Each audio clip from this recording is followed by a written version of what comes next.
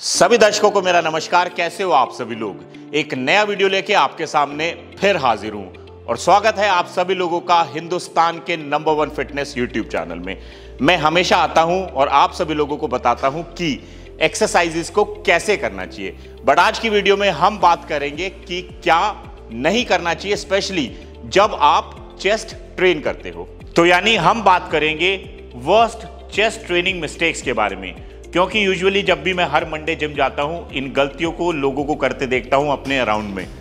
समझाना चाहता हूं सभी को कि इन्हीं गलतियों की वजह से उनकी चेस्ट प्रॉपर डेवलप नहीं हो पा रही है, पर इंडिविजुअली को अप्रोच करना मुश्किल है। इसीलिए इस वीडियो के माध्यम से हम जानेंगे उन गलतियों के बारे में, इवन उनको करेक्ट कैसे करना है वो भी मैं आपको बताऊंगा। Let's start a video.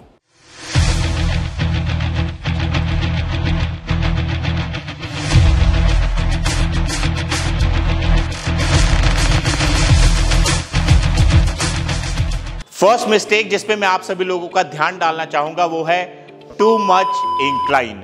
अधिकतर लोग जब इंक्लाइन बेंच करते हैं, वो चाहे डंबल से करें या फिर रॉड से, वो बेंच को बहुत हाई एंगल पे सेट कर लेते हैं। High angle means some time 45 degree, but बहुत सारे केसेस में उससे भी ऊपर, जिसकी वजह से उनका शोल्डर मसल ज्यादा इन्वॉल्व होता है। इवन उनके शोल्डर जॉइंट में स्ट्रेन आता है और उनको इंजरी होने के चांसेस बढ़ जाते हैं। तो ये आपको नहीं करना। आपको बेंच को समवेयर अराउंड 30 to 35 डिग्री पे प्लेस करना चाहिए। ऐसा करने से आप अपनी अपर चेस्ट को बेहतर तरीके से इन्वॉल्व कर पाओगे, ट्रेन कर पाओगे एंड ग्रो कर पाओगे। बट अगर आप एडवांस लिफ्टर हो तो आप 45 डिग्री तक जा सकते हो। बट हम यहां पे बात कर रहे हैं जनरल ऑडियंस की। तो यानी नेक्स्ट टाइम वो लोग जब भी इंक्लाइन बेंच करें तो बेंच को आपको सेट करना है 30 to 35 डिग्री। इंक्लाइन करना है बट ओवर इंक्लाइन नहीं करना। सेकंड मिस्टेक जो अधिकतर लोग करते हैं वो है lifting shoulder while doing the movement. मैं आपको करके दिखाता हूं तो आपको ज्यादा समझ में आएगा। क्या आप भी ऐसे ही करते हो? बेंच पे लेटने के बाद जब भी लोग डंबल को या बार को लिफ्ट करते हैं तो वो शोल्डर को लिफ्ट कर देते हैं इस तरीके से। आप देख पा रहे होंगे। अब यहां प्रॉब्लम क्या है कि जब भी आप डंबल नीचे लाते हो और शोल्डर लिफ्ट कर देते हो तो आपका चेस्ट मसल इतना एक्टिवेट नहीं हो पाता और अगेन आपके शोल्डर्स में स्ट्रेन आता है। तो आप ऐसा ना करें। सो इस गलती को सुधारने के लिए आपको अपने दोनों शोल्डर्स को सबसे पहले रिट्रैक्ट करना चाहिए, तब आपको मूवमेंट करनी चाहिए। आई विल शो यू।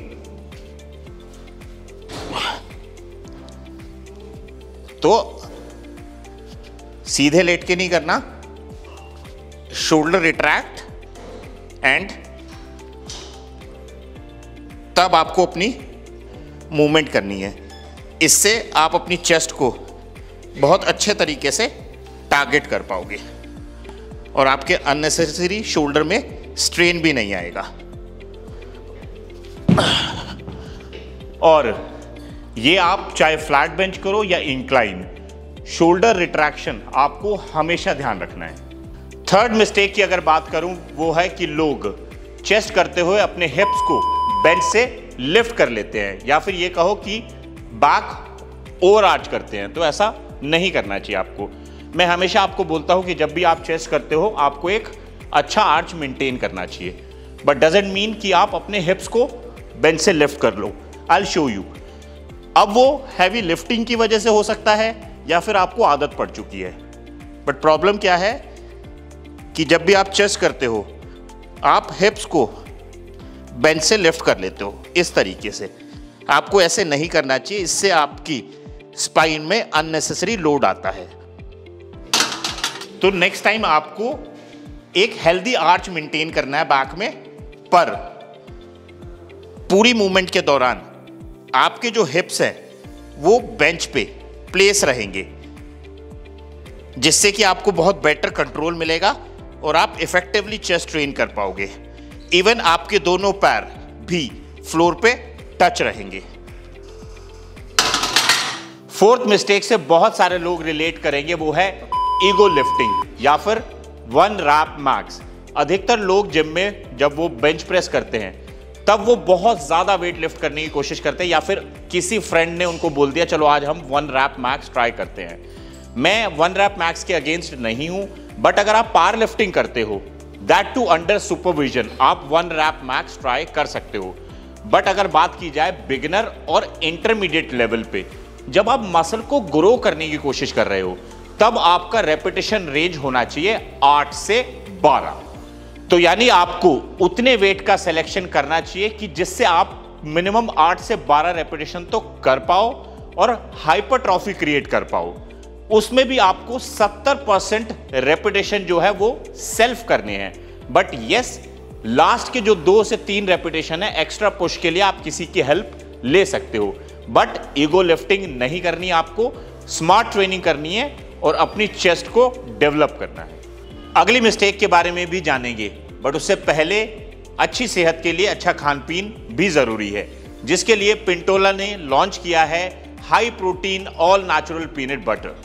इस पीनट बटर की खासियत यह है कि इसमें किसी भी अन्य ब्रांड की तुलना में आपको मिलता है सबसे ज्यादा प्रोटीन, जो कि है पर सर्विंग में 11.8 ग्राम।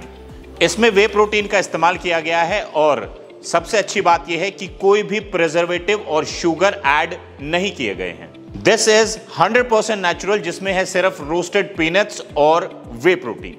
पिंटोला का high protein peanut butter US FDA approved है और किसी भी फिटनेस लवर के लिए अपनी डाइट में इंक्लूड करने के लिए एक बहुत ही अच्छा ऑप्शन है। डिस्क्रिप्शन बॉक्स में आपको लिंक दिया गया है, क्लिक करके प्रोडक्ट चेक करें।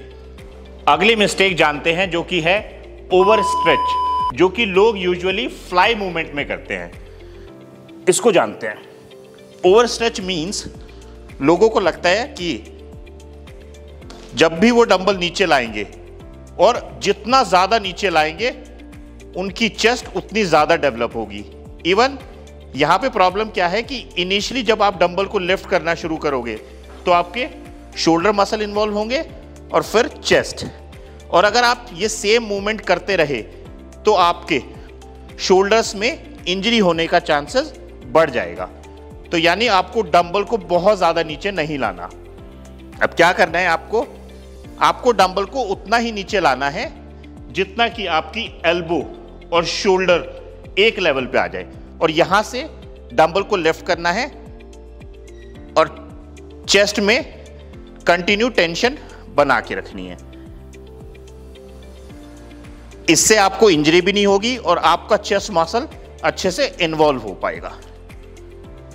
लास्ट मिस्टेक मैं यहां पे जरूर ऐड ऑन करना चाहूंगा, स्पेशली चेस्ट डे करते हुए जब लोग क्रॉस केबल करते हैं तो वो ये करते हैं, क्या मशीन से बहुत ज्यादा दूर खड़े होकर एक्सरसाइज को परफॉर्म करना। वो होता है जनरली जब लोग इतना ज्यादा वेट डाल लेते हैं तो उनको बस मशीन से इतना ज्यादा आगे आके उस एक्सरसाइज को किसी भी तरीके से बस खत्म करना है। आप ऐसे नहीं कर सकते। आइसोलेशन मूवमेंट है, बहुत ही ध्यान से आपको हर सिंगल एक रेपिटेशन को फील करना है, चेस्ट को स्क्वीज। बट आप मशीन से ज़्यादा दूर नहीं खड़े हो सकते, तो आपको हैंडल को पकड़ना है, बस एक स्टेप आगे आना है आपको, और यहाँ से आप अपने दोनों हैंडल को नीचे लाएंगे, पूरा चेस्ट को स्क्वीज करेंगे। इवन जब आप रिलीज करते हो तो आपको बहुत ज़्यादा रिलीज नहीं करना, कंटिन्यू टेंशन बना के रखनी है।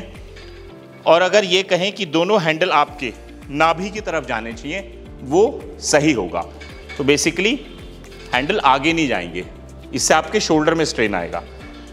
तो यहाँ से नाभि की तरफ गए, चेस्ट स्क्वीज, एंड फिर आराम से रिलीज करोगे आप। इवन तो मैं आपको ये भी समझाना चाहूँगा, आप कोई भी आइसोलेशन मूवमेंट करो उसमें आपको मॉडरेट वेट रखना चाहिए और टेक्निक पे फोकस करना चाहिए।